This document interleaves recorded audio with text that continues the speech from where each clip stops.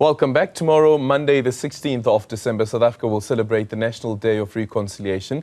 This year's official celebrations will be held at the Vredendal Matzikama Local Municipality in the Western Cape Province under the theme Reconciliation is Healing Historical Wounds and Forging a New Futures.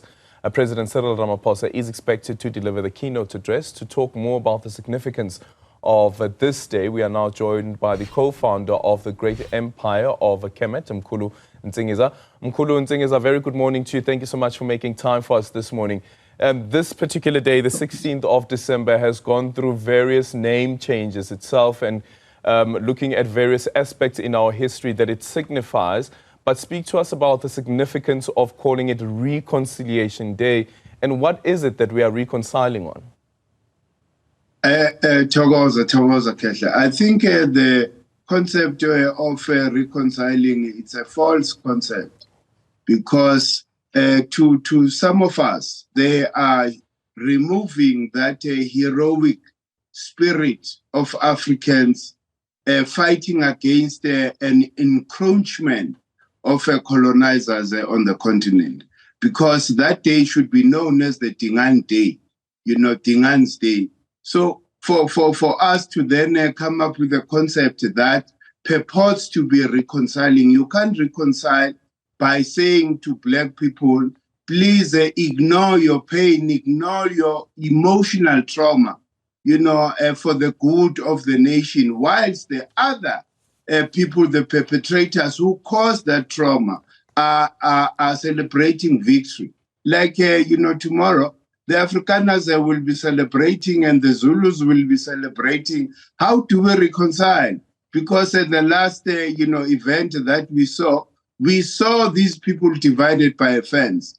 The Zulu celebrating victory and the Afrikaners are celebrating, their own victory. So therefore, we maintain these corners that we've created, especially by allowing history of Black people to be erased, because a generation that is to come will no longer understand the content of the day and think that, it's just a reconciliation. It has lost its, meaning when I guess.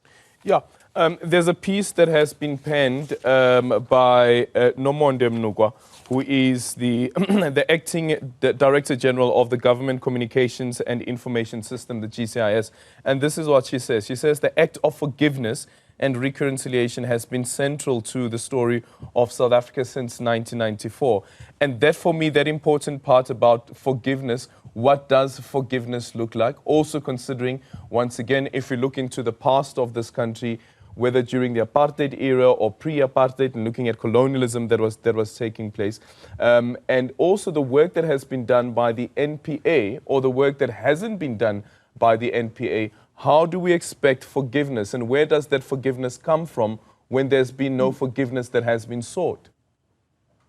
Yes, that's completely the opposite, because our pain has never stopped as Black people in South Africa, ever since we voted in '94. In the first place, the majority of Black people still find themselves in concentration camps, what we call townships, and they were put there by the apartheid system, which is, places that are not conducive for human, habitation. So therefore, how do we reconcile? Because we are still in squalor, right? So for us, the interpretation of this forced reconciliation is for the Black people to then forget their pain, so that we are able to move forward as if everything is okay.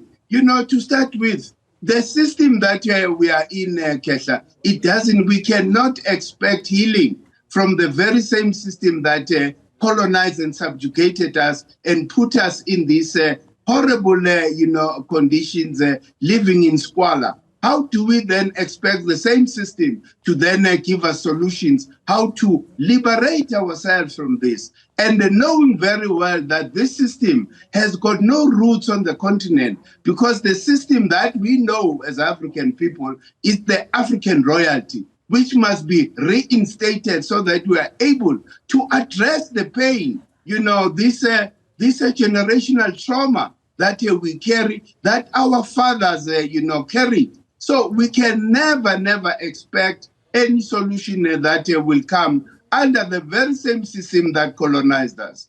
Yeah, and Mkhulu Nsingiza, I don't know if you can take us back to the decision that was also taken then by the ANC under the leadership, or not necessarily the leadership, but also under the stewardship of Nelson Mandela, to form an MK liberation movement, or the armed movement of the ANC, and that formation being on the 16th of December, the significance of that.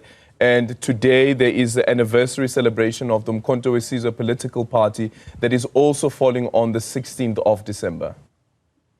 Yes, that was a very important day, especially for African people, because it gave us hope that at least we'll have an army, constituted by the very same people who were affected by this colonial system. So it was a joyous day and a day of hope when, it was introduced to us, because for the leadership then to reach that conclusion, they were out of options, because whatever, a peaceful demonstration and revolt that they were involved in, they even articulated that the colonizer became worse, which left them with no other option but to form what is called Mkhonto we Sizwe, to defend the nation against the harshness that was perpetrated towards black people by the very same apartheid system, and the system that is still existent even today. We haven't, solved anything, because what we did, we just changed the jockey. The system is the same. We just replaced the white colonizer with a black, face, but the system remains, oppressing black people. So that hope is dashed, because when you now look at the revolution that is happening in terms of the new MK, the new MK says, let us suspend, the gun and take on the ballot. Use the ballot to liberate us. I think that has been used ever since Kwame Nkrumah, came, into politics. Until today, it has never borne any fruits for us to even think that we will fully liberate black people using, ballots. Mkhulu Nsingiza, a very important conversation. Thank you so much for making time for us.